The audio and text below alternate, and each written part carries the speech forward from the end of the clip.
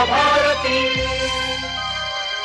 सखी सहेली। सखी सहेली सुनने वाली सभी सखियों सहेलियों को नेहा शर्मा और प्यारी बुआ का नमस्कार। तो भाई प्यारी बुआ, आज हमारी मुलाकात हुई बहुत दिनों के बाद। यही तो शिकायत हम तुमसे करने वाले थे। कहाँ हमने पहले कर दी शिकायत। हमने कहा कि भाई इससे पहले कि प्यारी बुआ कुछ कहें हम खुद कह देते हैं। चलो तुम बाजी जीत गई हैं। चलो कोई बात नहीं, मान लिया हमने कि तुम सही कह रही हो कि हम बहुत दिनों बाद मिले हैं जी। और लेकिन मिल तो गए। हाँ, वादा किया था मिलने का तो मिल गए। बिल्कुल, जो भी वादा किया जाए उसे निभाना बहुत जरूरी है। और इस बारे में हम बात भी करने वाले आज प्यारी बुआ। वादा तेरा वादा, ये विषय हमने चुना है। वादा तेरा वादा, क्या बात है। इसमें बातें की जाएंगी उन वादों की जो हम हमेशा खुद से करते हैं जब साल खत्म होने वाला रहता है तब, और उस वादे को निभाते हैं या नहीं निभाते हैं, इस बारे में हमारे श्रोता भी कुछ बताएं तो बड़ा अच्छा हो जाएगा। श्रोता बताएंगे वो जरूर, लेकिन पहले और भी तो विषय बता दिया जाए। सखी विशेष में आज किसे लेकर हम आ रहे हैं, ये है YG श्रीमती जी। तो इनकी जो खूबियां हैं उनके बारे में हम विस्तार से बताएंगे, और नए साल की पुरानी आदतें, ये भी तो विषय है। और लड्डू भी तो विषय है व्यंजन में। लड्डू की बातें ना हो, ठंड का मौसम हो, लड्डुओं की बातें ना हो, ऐसा तो हो नहीं सकता। तुमने बहुत लड्डू बांधा है। हाँ, तो लड्डुओं को बांधने की अलग अलग विधि हम बताएंगे कि किस तरह से कैसे कैसे लड्डू, कौन कौन से लड्डू बनाए जा सकते हैं, कौन से लड्डू बनाए जा सकते हैं। लेकिन सच बात है कि लड्डुओं को बांधना एक अपने आप में बहुत बड़ी कला है, हुनर है, तो वो तो हम सीखेंगे ही। लेकिन वादा तेरा वादा की जो बात है उसमें हमारे साथी ने बड़ा अच्छा लिखा है कि आज विषय सूची अच्छी भी है और नए साल में कुछ पीछे झांकना भी हो जाएगा।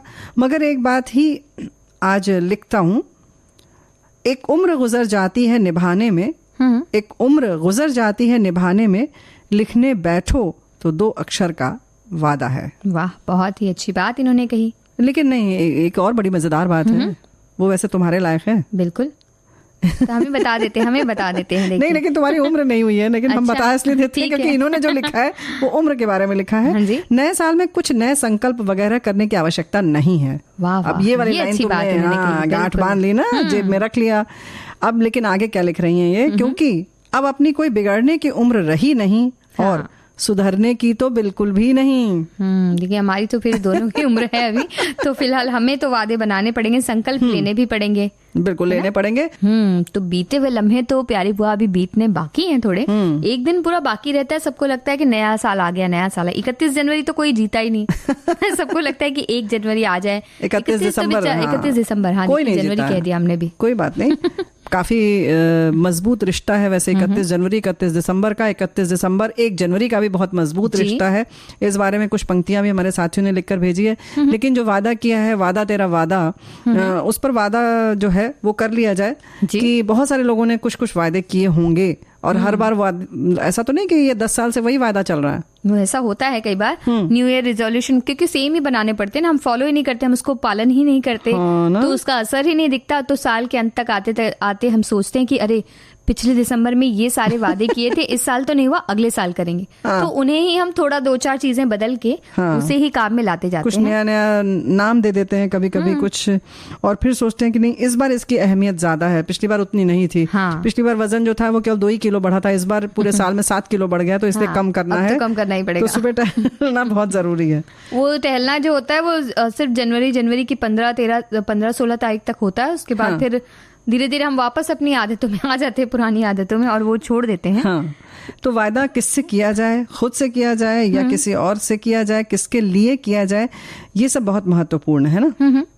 तो देखिए, वादे के बारे में जब हम बात कर रहे प्यारी बुआ, तो वादे करने में तो हम किसी तरह की कोई कमी छोड़ते नहीं है, पूरी तरह से करते हैं आराम से। लेकिन हर साल जो अपने लिए हम वादे बनाते हैं या न्यू ईयर रिजोल्यूशन जो हम लेते हैं, उसे किस तरह से हम बनाए कि हम खुद से जो ये किए हुए वादे हैं उन्हें निभा सके। ये कैसे किया जाए, इसके बारे में हम बात करते हैं। बात यही है ना कि बड़ा सरल और सहज होना चाहिए, सहजता से इसको लिया जाए। ये ना सोचे कि बिल्कुल मतलब क्या कहते हैं, दीवार फोड़ू काम करेंगे, कि हम यह मार देंगे एक मुक्का और ये दीवार टूट जाएगी। तो कुछ इस टाइप का ना रखें, बस ऐसा रखें कि अभी अगर आपने व्यायाम शुरू नहीं किया है तो थोड़ा ही शुरू करें। ऐसा ना सोचे कि बिल्कुल हम 30 मिनट व्यायाम करेंगे, 30 मिनट टहलेंगे, ऐसा नहीं है 15-15 मिनट से शुरू करें, या अगर लगता है आपको तो 5 मिनट से ही शुरू करें।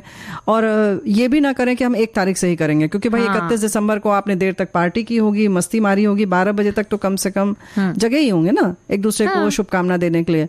तो ऐसा मान लें पहले ही कि हम 2 तारीख से शुरू करेंगे भाई। हाँ, ये भी एक बड़ी अच्छी बात है कि 2 तारीख से के लिए वादे किए जाएं, क्योंकि 2 लोग जब मिल जाते हैं तो वादे पूरे हो जाते हैं, इसलिए 2 तारीख से आप वादे कीजिए। और छोटे छोटे लक्ष्य रखिए कि हर महीने में ये काम किया जाएगा कि जनवरी में है हम इतना लक्ष्य करेंगे। मान लीजिए अगर वजन कम करने की बात हो रही है तो हम 1 किलो वजन जनवरी तक कम कर लेंगे, आगे जाके फिर और कम करते जाएंगे, तो वो रफ्तार भी बढ़ जाती है धीरे धीरे। तो हम पूरी जनवरी में वॉक करने जाएंगे, इतना भी अगर आपने सोच लिया तो 1-1 महीने के लक्ष्य अगर आप रखते हैं किसी भी चीज के लिए तो वो पालन करना आसान होता है। कि मतलब ऐसा होता है ना, नहीं तो कि अब जनवरी में तो नहीं किया, आप क्या ही फरवरी में कर लेंगे। तो पूरा फिर बाकी के 12 महीने छोड़ देते हैं हम कि 1 में नहीं किया तो बाकी आगे नहीं करेंगे, और हम कर ही नहीं सकते।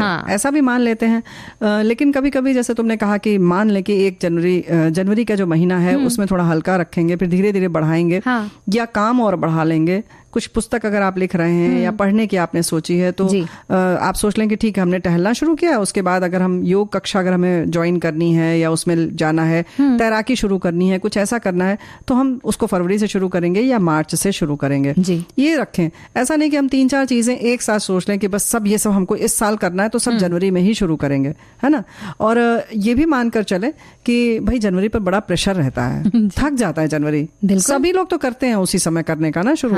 सोचो जरा, भीड़ भी बहुत रहती है पार्क में, बहुत भीड़ रहती है पार्क सब वॉक करते हैं। जनवरी के जो पहला हफ्ता होता है उसमें तो काफी भीड़ होती है, दूसरे हफ्ते तक थोड़ी थोड़ी भीड़ छंटने लगती है। हाँ, तो आप ऐसे समय का इंतजार करें जब थोड़ी सी ऐसी जगहों पर भीड़ कम हो, और ऐसे ही कक्षाओं में भी कुछ कुछ स्थिति ऐसी ही रहती है। हाँ, ढेर सारे वादे भी नहीं करने चाहिए प्यारी हुआ कि एक ही साथ सारे लिख लिए कि सब कुछ कर लेंगे, जैसे खाना भी ठीक कर लेंगे, वॉक भी करेंगे, पढ़ाई भी करेंगे, किताब भी लिखेंगे, किताब पढ़ेंगे भी, फिर घूमने भी जाया करेंगे, सब कुछ एक साथ करेंगे और उसके बाद अपना काम भी करेंगे। तो एक साथ कैसे हो पाएगा। और तुमने कहीं भी ये नहीं वो किया है, जिक्र किया कि खाना बनाना सीखेंगे, थोड़ा सीख लो। वो फिर फरवरी में सीखेंगे ना। जनवरी में तो फिर आपने कहा ना जनवरी में बहुत बोझ है, तो जनवरी में पहले खाने की प्लानिंग करेंगे ठीक से कि किस तरह से खाते रहना चाहिए, और फिर फरवरी में खाना बनाना सीखेंगे। ये बात भी सही है। तो जो खाने पीने की बात है वो हम फरवरी में शुरू करेंगे। लेकिन एक और बड़ी बात है कि जरूरी बदलाव जो है उस पर जरा सा ध्यान रखें। जैसे कि ये तो हो गई सिर्फ व्यक्तिगत बातें कि हम कैसे टहलेंगे, क्या करेंगे। घर में अगर कुछ बदलाव करना है, कि अगर आप चाहते हैं कि अच्छा इस कोने में हम कुछ बागवानी करेंगे, या यहाँ की सजावट कुछ अलग करेंगे, या पर्दे आदि बदलेंगे, तो इन सब के लिए भी आप सोच लें कि कैसा आपका बजट है और कैसे कैसे आपको करना है ना। क्योंकि अक्सर क्या होता है, हम किसी और के घर में देख कर आते हैं और बड़े उत्साहित हो जाते हैं और लगता है अरे इस नए साल में तो बस ये कर लेंगे, है ना। तो जगह हो चाहे ना हो, हमें तो करना है, चाहे बजट हो ना हो। और जो भी ये वादे हमने बनाए कि हम ये करेंगे वो करेंगे, वो हमने कितने किए, कहाँ तक पहुंचे, इसके लिए एक थोड़ी सी अगर हम डायरी रख लें या कोई जगह रख लें जहां हम नोट करें कि भाई हमने इतना लक्ष्य बनाया था लेकिन हम यहाँ तक तो पहुंच गए, तो उससे भी एक हमें ऊर्जा मिलती है, उत्साह बना रहता है कि हम चलो इतना तो बढ़े तो आगे और बढ़ेंगे। या तो हमें पता ही नहीं रहता कि क्या किया था भाई, कुछ तो किया था, इतना हो गया होगा शायद। अच्छा, ये भी सोचते हैं कि अच्छा वादा किया था, उस लिस्ट में 5 चीजें थी, 3 तो याद आ रही हैं, 2 तो याद ही नहीं आ रही हैं। अब आप उसमें समय बर्बाद कर रहे हैं और कहीं ना कहीं निराशा भी हाथ लग रही है। बिल्कुल। तो ये जो लिस्ट बनाने से ये अच्छा रहता है नेहा बिटिया कि हम आत्म मूल्यांकन भी करते रहते हैं जी। लेकिन अब आत्म मूल्यांकन का ये मतलब कतई नहीं है कि आप हतोत्साहित हो जाए, नेहा की तरह बिल्कुल उत्साहित बने रहें। बिल्कुल नहीं किया तो क्या हो गया। और ऐसा भी नहीं खुद ही का मजाक उड़ा रहे कि भाई हम तो वादे करते हैं, हम तो उन वादों का पालन नहीं करते, ऐसा भी नहीं होना चाहिए। अपने वादों को आप महत्वपूर्ण मानेंगे तभी आप उन्हें पूरा करेंगे। लोगों के सामने भी उसको इस तरह से मजाक में ना उड़ाएं आप, क्योंकि लोग तो मजाक खुद ही उड़ा लेते हैं, आपको जरूरत ही क्या है इनकी उड़ाने की। अच्छा, ये एक प्रचलन भी हो गया है कि ये मान लिया जाता है कि नया साल है और सब लोग वादे करते हैं और कोई भी उसे पूरा नहीं करता। तो ये वाली जो लिस्ट है और ये वाला जो समूह है उससे थोड़ा दूर रहें, और इसको हमें लगता है कहीं ना कहीं हमें नकारना होगा और ये मानना होगा कि नहीं, वादे किए जाते हैं और वो पूरे भी होते हैं। तो वादा पूरा करने के लिए और क्या करें। वादा तो कहोगे कि बुआ हमने ये वादा किया था और हमने ये पूरा कर लिया, हमें इनाम दीजिए।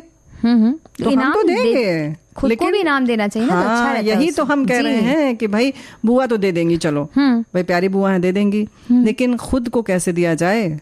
खुद को इनाम हम दे सकते हैं, जैसे कि अगर मान लीजिए कुछ अगर हम जैसे व्यायाम की ही बातें ज्यादा, क्योंकि सबसे ज्यादा इसी का रिजोल्यूशन लिया जाता है, तो अगर ये लिया गया है, ये प्रण किया गया है, तो अगर हम जाके आते हैं, हमने एक अपना लक्ष्य निश्चित किया है कि इतने दिन में हम इतने कदम चलेंगे या जो भी, अगर हमने ये काम कर लिया है तो हम खुद को इनाम के तौर पर कुछ दे सकते हैं। जैसे कि मान लीजिए एक उसके संबंधित चीजें होती है, जैसे कुछ कपड़े होते हैं जो आप व्यायाम के लिए लेते हैं, या योगा मैट होती है जो आप तब तक, जब तक हम ये नहीं करेंगे तब तक हम नहीं लेंगे। इस तरीके की कुछ चीजें कर सकते हैं। जैसे होता वही है ना कि पहले सजावट कर ली जाती है और काम बाद में शुरू किया जाता है कि अच्छा मैट भी खरीद लिया, और अगर घूमने जाना है तो जूते भी खरीद लिए, जैकेट भी खरीद ली, अलग तरीके का ग्लास खरीद लिया, या जैसे साइकिल आपको चलाने का मन है तो आपने साइकिल भी खरीद ली। उसके संग जितना टीम जाम है वो सब कर लिया जाता है, वो छोड़ के। तो ये बात बिल्कुल सही है कि जैसे आपने व्यायाम की बात की या टहलने की, तो आपने मान लिया कि अगर ये हम टहलेंगे तो उसके बाद हम ये वाला जूता खरीदेंगे, थोड़ा और अच्छी गुणवत्ता वाला खरीद लेंगे, है ना। तो अगर आपके पास खुद है तो लीजिए, नहीं तो मम्मी पापा से कहिए, जिद करिए कि तो उन्हें बता दीजिए कि हम ये लक्ष्य प्राप्त करेंगे तो हमें दिलाइएगा। तो या वो आप उनसे अगर आप बोलते हैं और वो कहते हैं कि नहीं अभी हम नहीं दिला सकते, तुम जाओगे तो नहीं, तो आप उन्हें बताइए कि देखिए इतना करके हम दिखा देंगे तो फिर आप दिलाइएगा, तो वो भी तैयार हो जाएंगे। बिल्कुल सही बात है। और इसके संग संग एक बात और है कि ये तो इनाम की बात हो गई, लेकिन स्वास्थ्य संबंधित जो बातें हैं उसमें बिना किसी इनाम, बिना किसी लालच के, ये आपके स्वास्थ्य का मामला है, आपको खुद इनाम मिल रहा है क्योंकि आप स्वस्थ हो रहे हैं, तो उसको जरूर करिए और लक्ष्य प्राप्त करने की पूरी कोशिश भी करिए। इसमें बिटिया लेकिन एक बात है कि मान लो हमने ये वादा कर लिया अपने से, तो उसमें परिवारजन जो हैं और जो सगे संबंधी हैं या जो मित्र हैं, उनको भी पूरा उसमें सहयोग देना चाहिए, उसमें सपोर्ट करना चाहिए जी। ना कि अब हमने तो सोच लिया कि चलो अब हम शक्कर वाली चाय नहीं पियेंगे, लेकिन अब आपके घर गए तो आपने कहा नहीं जी, अरे एक दिन चलता है, हाँ, और सामने बैठ के सब गाजर का हलवा खा रहे हैं हमारे, तो फिर हमें लालच आ जाएगा, फिर बोलेंगे चलो एक दिन चलता है, फिर एक दिन जब चीज छूटी तो फिर वो छूट गई। बिल्कुल, जब मुंह में लग जाती है तो फिर उसका कोई भी चीज हो, अच्छी चीज या कोई भी चीज हो, आपको अगर पसंद है तो फिर वो छूट नहीं पाती। तो और लोगों की भी ये उनको भी वादा करना चाहिए कि अगर कोई और रेजोल्यूशन ले रहा है, कोई खुद से वादा कर रहा है, तो उसमें आप भी किस तरह से मदद कर सकते हैं। तो बुआ जी निभाइए आपका वादा, बनाइए लड्डू हमारे लिए, हमें खिलाइए। ये नेहा बिटिया ना तो बहुत शैतान हो तुम। चलो ऐसा करते हैं कि लड्डू की तैयारी कर लेंगे, लेकिन उसके पहले बात कर लेते हैं सखी विशेष में वाईजी श्रीमती जी की जी। और वैसे भी देखो ना बिटिया, ऐसा है कि कला में, किसी भी कला में अगर पारंगत होना है तो उसे पूरी तरह से अपनाना चाहिए। अब ये भी एक वायदा है जो करना चाहिए अगर किसी चीज को आप शुरू कर रहे हैं, है ना। जैसे कि कला है तो कला और आप इतना रम जाएं कि दोनों में कोई भेद न रहे, तभी आप उस मकाम पर पहुंचते हैं। और आमतौर पर लोग अपनी जिंदगी में किसी एक कला को साध लें और ऊंचाई हासिल कर लें, यही बहुत है। लेकिन आज जिनकी हम बात करें ना, ये वाईजी श्रीमती जी, ये ऐसी कलाकार हैं जिन्होंने एक दो नहीं बल्कि 4 कलाओं में स्वयं को पारंगत किया। बिल्कुल। 1926 में इनका जन्म हुआ था मैसूर में, और इनके नाम के साथ जो वाईजी जुड़ा हुआ है वो दरअसल उनके परिवार को मैसूर के राजा से मिली सम्मानजनक उपाधि है, जिसे वो आगे अपने साथ लेकर चलते हैं। और उनके पिता ने बहुत छोटी उम्र से ही संघर्ष किया था, तो इसलिए उन्होंने ठान लिया था कि उनके बच्चों को वो शिक्षा दिलाएंगे, ये उनका पहला लक्ष्य है। और जब श्रीमती मात्र 7 साल की थी तभी उन्होंने पहली अपने नृत्य की प्रस्तुति दी थी, और छोटी ही उम्र से वो गायन, वीणा वादन, नृत्य में उनकी रुचि जो थी वो सामने आने लगी लोगों के। और वो कर्नाटक संगीत में अपनी शिक्षा भी लेने लगी। जब किशोरा अवस्था में पहुंची तो उन्होंने पेंटिंग का शौक जाग गया उनके में, और फिर उसमें वो रम गई और अपनी चारों कलाओं को श्रीमती समान अहमियत देती थी। रोजाना, मतलब यही हुआ ना कि इतना महत्व देती थी कि रोज रियाज करती थी, पेंटिंग भी करती थी। और यही नहीं, देश के स्वतंत्रता आंदोलन में भी उनका योगदान सराहनीय है। महात्मा गांधी के विचारों से प्रेरित होकर वो उनके साथ देश सेवा के कामों में भी जुट गईं। बिल्कुल। श्रीमती महात्मा गांधी की विभिन्न सभाओं में जाती थी, भक्ति गीत गाया करती थी, उनकी प्रस्तुतियां देती थी वो, और उनका कला के साथ जिस तरह से उनका जुड़ाव था, तो ये योगदान उन्होंने कला के जरिए उन्होंने योगदान दिया स्वतंत्रता आंदोलन में। और बाद के कई सालों में वो न्यूयॉर्क में रहने लगी थी, तो यहाँ भी उन्होंने अपनी पेंटिंग के जरिए अपना नाम कमाया, और अपने अंतिम समय तक वो अपनी प्रस्तुतियां देती रही, चाहे वो गायन वादन से संबंधित हो या पेंटिंग से संबंधित हो। उनकी कुछ पेंटिंग्स और उनके वाद्य अभी न्यूयॉर्क के मेट्रोपॉलिटन म्यूजियम ऑफ आर्ट में सुरक्षित रखे हुए हैं। क्या बात है।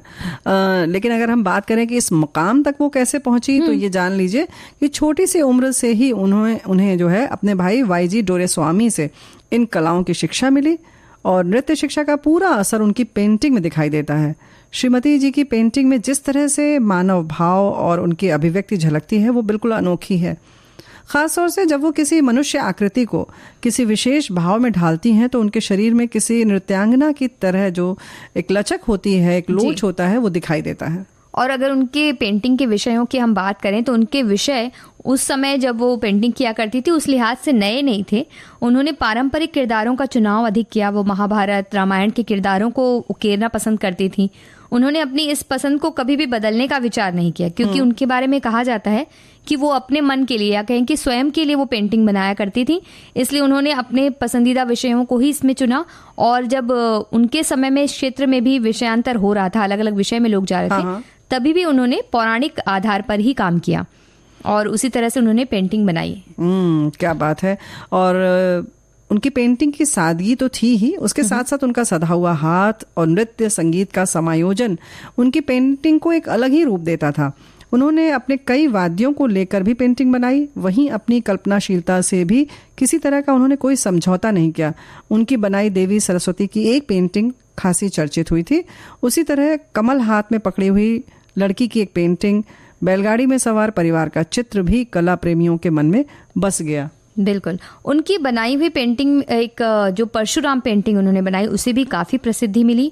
वहीं उन्होंने एक पेंटिंग बनाई थी जिसमें गौतम बुद्ध, राजकुमारी यशोधरा और सिद्धार्थ साथ में नजर आते हैं। इस पेंटिंग में तो कहा जाता है कि जैसे उन्होंने जान डाल दी, ऐसी उन्हें ये पेंटिंग लगती है।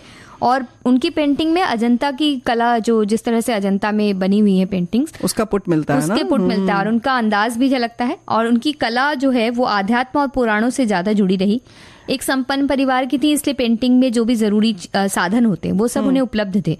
लेकिन ये पर्याप्त नहीं होता किसी भी चीज को आगे बढ़ाने के लिए। बिल्कुल, ये बात तो सही है। लेकिन जैसे तुमने बताया ना कि अजंता की जो कला है उसकी शैली भी आप में दिखे, उसके संग संग वाईजी श्रीमती का खुद का जो पुट है वो भी दिखाई दे कि हाँ ये भाई इन्होंने बनाई है। देखते ही पता चल जाए कि उन्होंने बनाया। ये बहुत बड़ी बात है, मतलब इतनी सिद्धहस्त वो थी। हाँ, और उनकी ये साधन जो उनको इतने सारे मिले होते, उनको जिस तरह से वो उपयोग करती थी, जिस तरह से उनको लाती थी, उससे उनकी कला में कह सकते हैं कि जादू सा हो जाता था। और उनकी पेंटिंग वो वाटर कलर से बनाया करती थी। बेहद खूबसूरत उनकी पेंटिंग से अगर हम कभी भी देखते हैं। जी, वाटर कलर एक बड़ा, मतलब जिसमें हाथ बहुत सधा हुआ होना चाहिए ना, बड़ा मुश्किल काम होता है।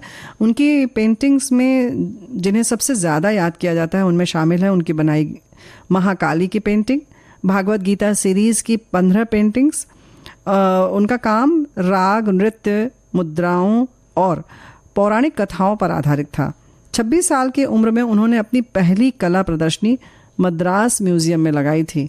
इससे उन्हें एक अलग पहचान मिली। तो बहुत बड़ी बात है, मतलब इस तरह से म्यूजियम में लगाना एकल प्रदर्शनी मुश्किल चीज। और जिस जमाने में उन्होंने लगाई थी उस वक्त ये सारी चीजें करना ज्यादा मुश्किल हुआ करता था। और इसके बाद भी उनके पूरे जीवन काल में कई जगह उनकी प्रदर्शनियां लगी, बल्कि उनकी कला को उनके जाने के बाद भी लोग पहचानते हैं, सराहते हैं। उन पर किताब भी लिखी गई, art and independence, YG Shrimati and Indian style नाम से एक किताब लिखी गई, जो कि 140 पन्नों की है, लेकिन कई हजारों में वो बिकती है किताब। उसकी कीमत बहुत ज्यादा है। 2007 में वो 81 साल की थी जब उन्होंने अपनी कला का परचम लहराया और वो विलीन हो गई इस दुनिया में। और आज भी लेकिन अपने कला के माध्यम से वो लोगों के बीच बसी हुई हैं। हाँ भाई, केवल ऐसा नहीं कि हमारे देश में उन्होंने, बल्कि विश्व स्तर पर एक पहचान अपनी छोड़ी। लेकिन नेहा बिटिया, नहीं लगता कि केवल एक कला की हम बात कर रहे हैं, नए साल के रेजोल्यूशन की बात कर रहे हैं, और कहाँ ऐसे ऐसे लोग भी हुए हैं जिन्होंने मतलब 4 कलाओं में एक दक्षता हासिल की। एक अलग तरीके की उनकी जो थी शैली, उसको सबके सामने दिखाया। कहते हैं कि उनकी जब प्रदर्शनियां वगैरह लगती थी उसमें भी उनके तंबूरा और ये सब वो लेके जाती थी। अच्छा। तो वो जो समय मिलता था उसमें भी वो रियाज करती थी। और उनकी प्रदर्शनियों में कहीं ना कहीं कोने में एक तंबूरा होता ही था, यानी कि वाद्य यंत्र रखा कोई ना कोई वाद्य यंत्र रखा होता, इतना लगाव था उनको। और वो कभी भी अपनी तस्वीरों में कुछ जैसे दिनांक डाला जाता है या साइन किया जाता है, वो कभी नहीं करती थी। अच्छा। तो उनकी किसी भी तस्वीर में उनका कोई साइन हो, नाम नहीं रहता है, मगर मतलब नीचे अगर वो पट्टी पे सब लिखा होगा, लेकिन तस्वीर में जो साइन करने की जो बात है वो कभी नहीं करती थी। कलाकार आमतौर पर लिखते हैं अपना नाम, अपना एक हस्ताक्षर छोड़ते हैं, लेकिन कहते हैं ना कि उनकी जो कला थी वो अपने आप में हस्ताक्षर थी, उनको अपना नाम लिखने की जरूरत नहीं थी। और ये बैलगाड़ी में जो परिवार वाली बात करते हैं, उसमें उन्होंने पूरी बैलगाड़ी नहीं दिखाई, बैलगाड़ी जा रही है जिस तरह से और परिवार है, ऐसा लगता है कि तस्वीर खींचते खींचते बैलगाड़ी गुजर गई, इस तरह से उन्होंने बनाया। तो उसे भी उस वक्त बहुत ज्यादा पहचान मिली कि एक अलग ही तरह से, क्योंकि कभी भी कोई चित्र बनाता है तो पूरा बनाना चाहता है, डिटेल बनाता है ताकि वो समग्र रूप से दिखाई दे, लेकिन इस तरह से एक झलक दिखाना और उसमें उसकी पूरी पहचान छोड़ना या उस विषय को पूरा दिखाना उस पेंटिंग में, ये बहुत बड़ी बात होती है। तो बुआ जी, जमाना चाहे कुछ भी करता रहे, हम अपने वादे पर टिके रहेंगे कि हम वादा नहीं निभाएंगे। लेकिन किसी और की भी तो सुन लो जी। दिसंबर और जनवरी क्या कहता है? दोनों काफी नाजुक हैं, दोनों में गहराई है। हालांकि मतलब थोड़ी हम कविता सुना रहे हैं, हमारे साथी ने भेजा कितना अजीब है ना, दिसंबर और जनवरी का रिश्ता जैसे पुरानी यादों और नए वादों का किस्सा। दोनों काफी नाजुक हैं, दोनों में गहराई है, दोनों वक्त के राही हैं, दोनों ने ठोकर खाई है। यूं तो दोनों का है वही चेहरा, वही रंग, उतनी ही तारीखें हैं और उतनी ही ठंड, पर पहचान अलग है दोनों की, अलग है अंदाज और अलग है ढंग। एक अंत है, एक शुरुआत, जैसे रात से सुबह और सुबह से रात। एक में याद है, दूसरे में आस, एक को है तजुर्बा, दूसरे को विश्वास। दोनों जुड़े हुए ऐसे धागे के दो छोर के जैसे, पर देखो दूर रहकर भी साथ निभाते हैं कैसे। जो दिसंबर छोड़ के जाता है उसे जनवरी अपनाता है, और जो जनवरी के वादे हैं उन्हें दिसंबर निभाता है। क्या बात है, कैसे जनवरी से दिसंबर के सफर में 11 महीने लग जाते हैं, लेकिन दिसंबर से जनवरी बस एक पल में पहुंच जाते हैं। जब ये दूर जाते हैं तो हाल बदल देते हैं, और जब पास आते हैं तो साल बदल देते हैं। देखने में ये साल के महज 2 महीने ही तो लगते हैं, लेकिन सब कुछ बिखेरने और समेटने का वो कायदा भी रखते हैं। दोनों ने मिलकर ही तो बाकी महीनों को बांध रखा है, अपनी जुदाई को दुनिया के लिए एक त्योहार बना रखा है। वाह, बहुत अच्छी कविता इन्होंने लिख भेजी। और एक तरह से दिसंबर और जनवरी का जो रिश्ता है उन्होंने बहुत अच्छी तरह से बताया। सही बात कि एक पल में हम जनवरी में पहुंच जाते हैं दिसंबर को भूल के और जनवरी से इंतजार होता है दिसंबर तक आने का। तो क्या कहती हो, मतलब दिसंबर को साथ में लेकर चलना चाहिए?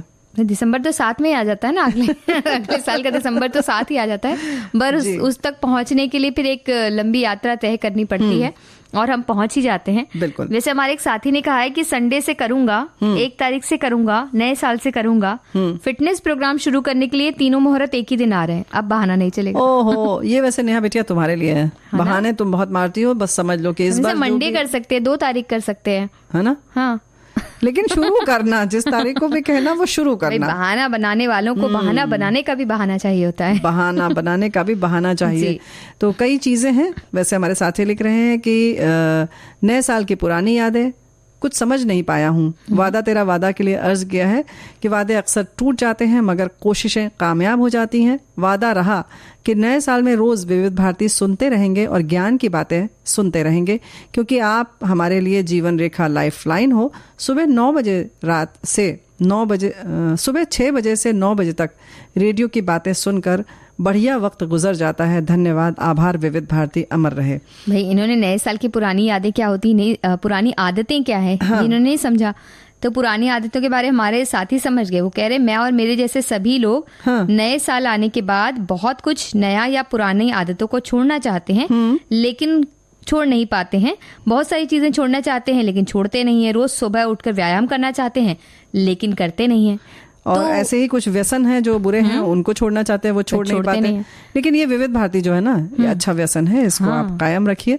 तो यही कहना चाहते हैं कि कुछ पुरानी आदतें हैं, सब पुरानी आदतों को छोड़ना नहीं है। तो जैसे नए साल की पुरानी आदतें ये होती हैं क्या, जो हम हर साल अपने साथ साल दर साल लेके आते हैं। हम ये सोचते हैं कि हमें ये बदलाव हमारे अंदर करना चाहिए, लेकिन हम करते नहीं है। हम उन आदतों को साथ ही लेकर आते हैं। जैसे कि कुछ ऐसा हो, कई बार ऐसा होता है जैसे लेट पहुंचने की एक आदत होती है कि हम देर से ही पहुंचते हैं। तो हम सोचते हैं कि अरे नए साल में मैं बिल्कुल समय से पहुंचूंगा, लेकिन हम नए साल में भी वो पुरानी आदतों को साथ लेकर आते हैं और देर से ही पहुंचते हैं क्योंकि हमारी आदत है वो।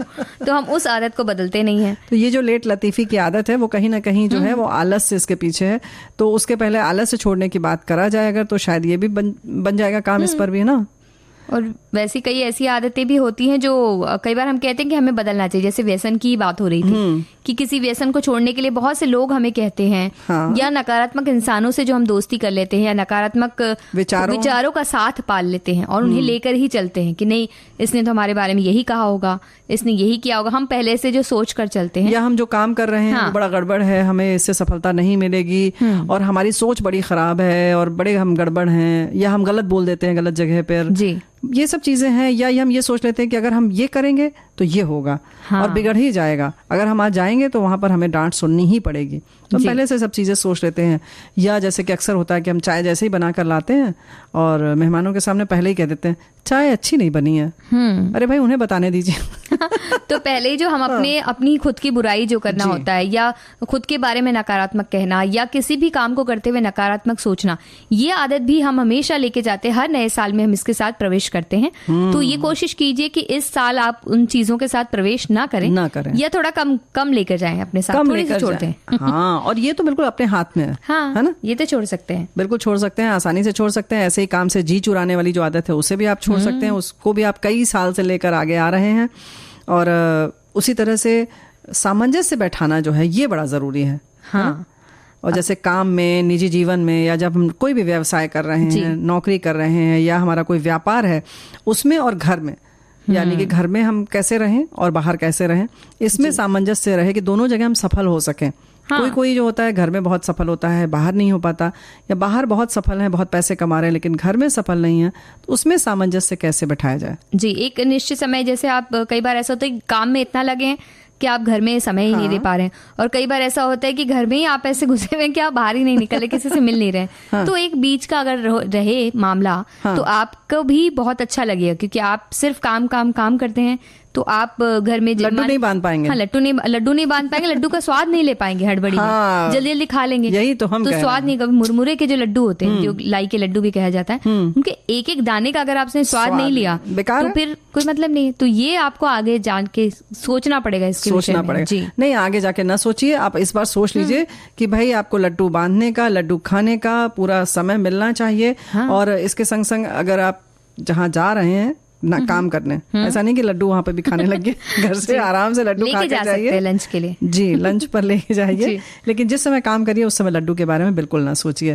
तो ये सोचना भी बहुत जरूरी है कि आदतें जो है वो आदतें हमें भी बदलने लायक ही लगती हैं या नहीं। मतलब बहुत से लोग हमें कहते हैं कि भाई तुम ये काम करते हो बदल दो, तुम दिन भर काम ही करते रहते हो, तुम हमारी बात नहीं, हमारे साथ टाइम घूमने नहीं जाते हो दिन भर। तो आप ये सोच लीजिए कि ये आदत बदलनी है कि नहीं, कि दिन भर घूमते ही रहना है, या काम और घर और घूमना सब एक साथ सामंजस्य बिठा रहे हैं अगर आप, तो फिर जो कोई अगर शिकायत कर रहा है इस तरह की, और आपको लगता है कि नहीं आपने काम में भी सही तरह से समय दिया, परिवार को भी सही तरह से समय दिया, दोस्तों को भी सही समय दिया, तो फिर ये देख लीजिए कि ये बदलना चाहिए कि नहीं। दोस्तों की अलग शिकायत हो, इनकी अलग शिकायत हो, तो वो जांच लीजिए कि ये बदलना जरूरी है या नहीं। यानी कि पहले आप आत्म मूल्यांकन वाली जो बात है उसके लिए थोड़ा ईमानदारी से खुद सोचिए। लोगों के कहने पर न जाएं आप कि अरे तुम तो पता नहीं क्या करते रहते हो, जब देखो तो मतलब कुछ भी चीजें हो सकती हैं, घूमते ही रहते हो या खाने की ही बात करते हो। तो अगर आपको उसमें आनंद आ रहा है और कहीं कोई दिक्कत नहीं हो रही है, परिवार के लोग खुश हैं, आप खुश हैं, तो इससे परेशान ना हो। या कपड़ों के बारे में अक्सर हमारे साथी कोई राय दे देते हैं अपनी, अरे तुम अपनी पूरी वार्डरोब बदल लो। ये बड़ी आम बात हो गई है कि बस अब हमें वार्डरोब चेंज करना है, हम ऊब चुके हैं इससे। तो ऐसा नहीं है। अगर आप आरामदेह चीज़ों को पहन रहे हैं और आपको कहीं कोई दिक्कत नहीं हो रही है, आपके बजट में है, तो ऐसा नहीं कि इसके लिए बस हमने कह दिया कि हाँ पुरानी आदतों को छोड़ना है तो छोड़ दीजिए। जी, और बदलना भी तो धीरे धीरे बदल सकते हैं आप, कि कुछ उस तरह की चीजें भी आपने ले आई और आपने ट्राई कर ली, हो सकता है आपके ऊपर अच्छी लग रही है, तो आप धीरे धीरे बदल सकते हैं। जरूरी नहीं कि आप पूरी तरह से खुद को बदल जाए, तो बदलिए धीरे धीरे। जैसे मतलब ये कह सकते हैं कि आत्मविश्वास जो है वो आपका पूरा होना चाहिए। आपका जो भी मतलब जो भी आप संकल्प लें वो पूरे भरोसे के साथ लें, सोच समझ कर लें। और इसमें दोस्तों की बात अगर हम करें नेहा बेटिया, तो दोस्तों की बात माननी चाहिए तो, लेकिन पहले ये समझ लें कि दोस्त जो है वो सही है कि नहीं आपके। हाँ, ये भी बात है कि कई बार पता चला कि वो दोस्त अलग तरह की राय दे रही है, या मजाक में कह रहे हैं और आपको पता भी नहीं चल रहा है, मजाक में कह रहे हैं, या वो सच मायने में आपके दोस्त हैं या नहीं, आपके हितैषी हैं कि नहीं। कहने के लिए तो आपने दोस्त बनाया है, लेकिन कितने आपके हित के बारे में सोचते हैं ये आपको देखना पड़ेगा।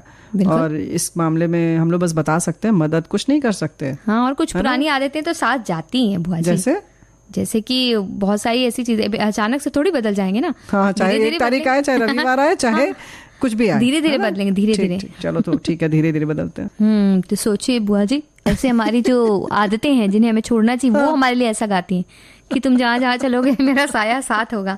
तो गाल पे हाथ रख के तुम बैठ गई। ये बताओ जरा सा कि यही थोड़ी करना है। हमारे साथी ने बहुत अच्छी अच्छी बात लिखी है कि जैसे उन्होंने जो कहा कि उसके लिए इन्होंने कहा कि बहुत सही आपने कहा कि किसी के ऊपर ऐसे ही विश्वास नहीं कर लेना चाहिए, अपना आराम देखना चाहिए। लेकिन एक बड़ी परेशान है हमारी सहेली, वो लिखती है कि मैम मैं हर किसी की बातों का बहुत जल्दी विश्वास कर लेती हूँ। नए साल में अपनी इस आदत को सुधारने की कोशिश करूंगी, क्योंकि मुझे मेरी एक फ्रेंड कहती है कि हमें दिल के साथ साथ दिमाग से भी सोचना चाहिए। हम तो ये कहेंगे कि ये उनकी सच्ची दोस्त है, उनके साथ दोस्ती अच्छी करें और वाकई ये आदत छोड़िए। और सबकी बातें सुनने से क्या होगा कि पूरे वक्त कोई ना कोई हमें कुछ ना कुछ जजमेंट पास करता रहेगा जी। तो उसमें हमें कैसे पता चलेगा कि कहाँ सत्य है, कहाँ नहीं, कहाँ हम वाकई गलत जा रहे हैं, कहाँ हम वाकई सही हैं जी। तो इस तरह से सबकी बातों पर विश्वास करना तो बड़ा मुश्किल हो जाएगा और आप कर भी नहीं सकते, बड़ा मुश्किल है। तो अपने को ज्यादा परेशानी में न डालें, जिंदगी बहुत आसान है, बिल्कुल वैसे ही जैसे लड्डू बनाते हैं हम लोग। दुनिया गोल है और इस तरह से जिंदगी में बहुत सारी चीजें बंधे रहिए अपनों के साथ में, अपनों के साथ बंधे रहिए। ऐसे ही थोड़ा सा मिठास जो है वो डालेंगे, चाहे वो गुड़ की हो मिठास हो, चाशनी हो, चाहे वो शक्कर की हो। तो अलग अलग लड्डू में अलग अलग तरीके की मिठास पड़ती है, लेकिन मतलब वही है कि उसको बांध दिया जाए और उसको गोल बना लिया जाए। बिल्कुल, तो चलो गोल बना लिया जाए। हाँ बिल्कुल। और जिस तरह से बात है मुरमुरे के लड्डू की बात करते हैं सबसे पहले, क्योंकि वो बड़ा अच्छा भी लगता है, सबसे आसान है, इसलिए सबसे आसान भी है। ये बिल्कुल सही बात आपने कही, सबसे आसान भी, और उससे जब खाया जाए तो वो एक क्रंची क्रंची सा भी लगता है और मीठा भी लगता है, तो बड़ा अच्छा लगता है। तो इसके लिए क्या है कि हमें चाहिए होता है जैसे 1 पाव या 250 ग्राम मुरमुरा हमें चाहिए। और मुरमुरा, लैया, फरवी बहुत सारी जगह बोलते हैं, चावल का बनता है, मुड़ी भी बोलते हैं जिसको, झाल मुड़ी वाला। हाँ, झाल मुड़ी वाला, जिसे कह सकते हैं कि भेल बनती है जिसे सबसे ज्यादा, तो उसका हम लड्डू बनाने वाले हैं। 250 ग्राम हमें मुरमुरा चाहिए और 750 ग्राम गुड़ इसके लिए लगेगा और 3.5 कप यानी 3 कप और आधा कप पानी हमें इसमें लगेगा। ये चाशनी का ही सारा खेल है इसमें, और कुछ होता नहीं, बाकी तो उसमें हवा है। हाँ, उसमें हवा है। एक किसी बर्तन में आप पानी और गुड़ डाल के धीमी आंच पर उसको पिघला दीजिए और उसको ऐसे बर्तन में चढ़ाएं, थोड़ा उसकी तली मोटी हो, है ना, तो जल जाता है ना जी। तो वो आप कीजिए, गुड़ पूरी तरह जब पिघल जाए तो आंच को थोड़ा बढ़ाइए और थोड़ा और उबाल आने दीजिए। थोड़ा हल्का सा ऐसा लगे ना कि पानी और गुड़ एक साथ हो चुके हैं, तो आप उसमें जल्दी से मुरमुरे मिला दीजिए, थोड़ा चलाइए, उसे आंच से हटा लीजिए लेकिन, और थोड़ा ठंडा होने दीजिए। हल्का ठंडा हो तो फिर उसके बाद जब इसको बांधते हैं तो चिपचिपा सा लगता है और हाथ में चिपक जाता है जी। तो इसके लिए आप हाथ में थोड़ा तेल लगा सकते हैं या पानी लगा सकते हैं और इस तरह से उसका लड्डू बना सकते हैं। लड्डू बनाएं और ठंडा हो जाए और उसे खा लीजिए, अगर आपसे इतना लोभ आप बर्दाश्त कर सकते हैं, वरना हमारी तरह गरम गरम भी आप खा सकती हैं। वैसे हमारे एक साथी ने यही लिखा कि मुरमुरा क्या होता है, तो अब हम लोगों ने बहुत सारे उसके नाम बता दिए, अब आप जरूर समझ गए होंगे कि क्या होता है मुरमुरा। इसमें एक ये बात भी है कि जब चाशनी जो बनती है ना, उसमें ऊपर बुलबुले जो उठते हैं वो काफी तेज हो जाते हैं, गाढ़ापन दिखने लगता है। तो वो जब हो जाए तो बस आप गैस बंद कर दें, आंच से उतार दें उसको, और पानी रखेंगे तो ज्यादा अच्छा है। वैसे तो तेल भी ठीक है, लेकिन पानी से भी ठीक रहता है और हाथ में चिपकता भी नहीं है जी। तो अब बनाइए फटाफट। और अब अगर दूसरे लड्डू की अगर बात करें तो अभी जो मौसम चल रहा है, तिल के लड्डू बनाने का मौसम चल रहा है, मौसम बिल्कुल आ चुका है, बहुत से लोग उसका इंतजार कर रहे होंगे अभी। नहीं, लेकिन इंतजार की बात अगर करोगी तो हमारे एक साथी ने लिखा है सब बेसन से बने लड्डू समझ बैठे और व्यंजन विधि में निकले मुरमुरे के लड्डू। तो नहीं, बेसन के लड्डू भी आएंगे ऐसे कैसे? नहीं, लेकिन अभी अगर मुरमुरे के आए तो मतलब क्या दिक्कत क्या हो गई, हमें ये नहीं समझ। हल्के फुल्के लड्डू होते हैं मुरमुरे के, दो भी खा सकते हैं। बेसन के तो एक ही खाने मिलता है। लड्डू तो देखो क्या होता है कि उसमें घी भी पड़ता है, उसको भूनना पड़ता है, फिर उसमें शक्कर ही अधिकतर डाली जाती है, आमतौर पे गुड़ बुआ जी बताएंगे ना, तो मेहनत का काम आप चाहती हैं कि हम सेकें इतना बेसन, बताइए। पर बेसन के लड्डू भी आसानी से बन सकते हैं, उनके लिए भी ज्यादा कुछ मेहनत नहीं करनी पड़ती है। मतलब बुआ से आप सिखवा लीजिएगा, बाद में लड्डू बना लीजिएगा। वो आप किसी घर के बड़े से क्योंकि बड़े को आप ये कह सकते हैं कि आप बहुत अच्छा बनाते हैं, तो फिर वो आपको बताएंगे कि किस तरह से बनाया जाता है। बेसन के लड्डू बनाएंगे है ना। बेसन के लड्डुओं की भी रेसिपी वैसे कई तरह की बनती, कई लोग उसका मुठिया जैसा बनाकर फिर उसे कूट कर पूरा फिर बना जाता है, तो बड़ी भाई। मेहनत लगती है। पर हमारे साथी ने बिल्कुल आसान वाला भेजा है, तो हम उसे बता देते हैं। बिल्कुल। और गुजराती में इसे मगज का लड्डू भी कहा जाता है, ऐसा उन्होंने कहा है। हाँ। इसके लिए आधा कप घी चाहिए, 2 कप बेसन चाहिए, थोड़ा मोटा वाला बेसन लगता है इसमें। 1 कप चीनी, 4 इलायची छोटी वाली, और 2 टेबल स्पून तरबूज के बीज, 2 टेबल स्पून काजू कटा हुआ।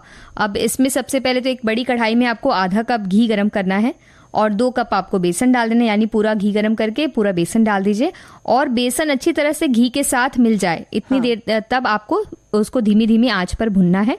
दानेदार बनावट के लिए मोटे बेसन का आप उपयोग कीजिए और धीमी आंच पर इसको भूनते रहिए।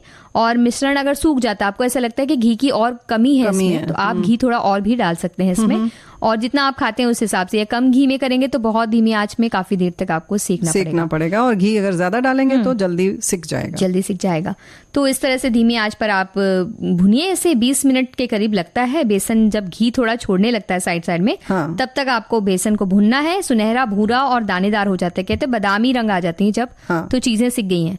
तो इस तरह से आप उन्हें, और पूरे घर में खुशबू उड़ने लगे। जब सब पूछने लगे कि बेसन का लड्डू बन रहा है, अड़ोस पड़ोस से फोन आने लगे, तो आप समझ जाइए कि आपका लड्डू सही जगह जा रहा है। और 30 मिनट के आसपास, 20-30 मिनट लगते हैं आपको इसको भूनने में। अब इसके बाद इसको एक बड़े कटोरे में आप अलग कर दीजिए, ठंडा होने दीजिए, और एक मिक्सी के ब्लेंडर में आप 1 कप चीनी और इलायची दोनों को पीस लीजिए।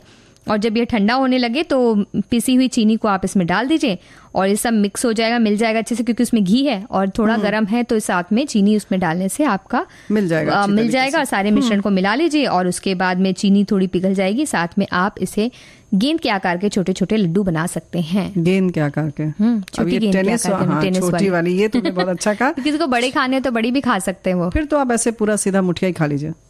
तो पुआ जी ऐसे लड्डू खा के, लड्डू भी गोल है और खा पी के भी ज्यादा अगर खा लिया जाए तो हम भी गोल मटोल हो सकते हैं। लेकिन आप तो नए साल में मिलेंगे, 1 साल के बाद।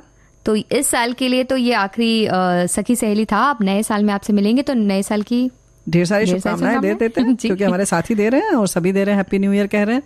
तो अब समय हो चुका है कि हम उनसे विदा लें। जी, तो सखी सहेली के सभी साथियों, श्रोताओं को पहले नए साल की बधाई देते हैं हम। तो प्यारी बुआ की ओर से और नेहा शर्मा की ओर से ढेर सारी शुभकामनाएं और नमस्कार।